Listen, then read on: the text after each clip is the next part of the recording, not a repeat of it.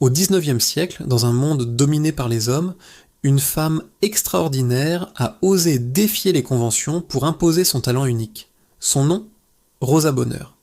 Et ce n'est pas n'importe quel sujet qu'elle choisit de peindre, des bœufs, des chevaux, des lions, des animaux qui incarnaient la force et la puissance, traditionnellement réservés aux artistes masculins. Née en 1822 à Bordeaux, Rosa grandit dans une famille modeste où l'art occupe une place centrale.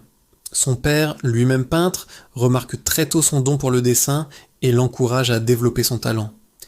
Mais ce qui fascine vraiment la petite Rosa, ce sont les animaux. Plutôt que de s'asseoir sagement en classe, elle préfère observer les chèvres et les vaches, étudiant leurs mouvements, leur anatomie, leur caractère. Quand sa famille s'installe à Paris, Rosa ne change pas de cap.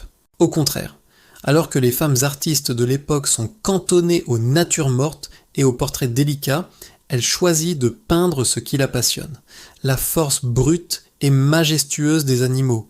Mais comment faire dans une société qui interdit aux femmes l'accès aux lieux où elles pourraient étudier ces sujets ? C'est là que Rosa fait preuve d'une audace remarquable. Elle obtient une autorisation spéciale de la préfecture pour porter le pantalon en public, un privilège extraordinaire à une époque où cela était strictement interdit aux femmes. Ainsi vêtue, elle peut se faufiler dans les foires aux bestiaux, les abattoirs et même les arènes, là où se trouvent ses modèles. Son engagement pour son art est total. Elle dissèque des animaux pour comprendre parfaitement leur anatomie. Elle passe des heures dans les champs à les observer, à les dessiner, à capturer chaque détail de leur être.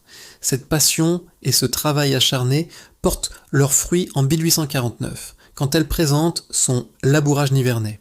Cette œuvre monumentale qui montre des bœufs labourant la terre est aujourd'hui l'un des joyaux du musée d'Orsay. Mais c'est en 1853 que Rosa atteint la consécration avec Le marché aux chevaux. Cette toile gigantesque d'un réalisme saisissant capture toute la puissance et l'énergie des chevaux du marché parisien. Le succès est immédiat et international. Rosa Bonheur devient une célébrité admirée en France, en Angleterre et jusqu'aux États-Unis. En 1865, l'impératrice Eugénie elle-même lui remet la Légion d'honneur, une distinction exceptionnelle pour une femme artiste à cette époque. Mais Rosa ne s'arrête pas là. Dans son château de Bie, près de Fontainebleau, elle crée une véritable ménagerie, élevant lions, cerfs et sangliers pour mieux les étudier et les peindre.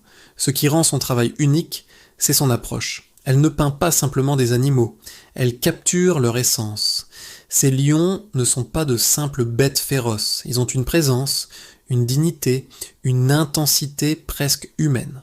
Chaque coup de pinceau traduit son respect profond pour ces créatures.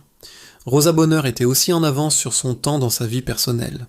Elle vivait ouvertement avec sa compagne, Nathalie Micat, défiant les conventions sociales de l'époque.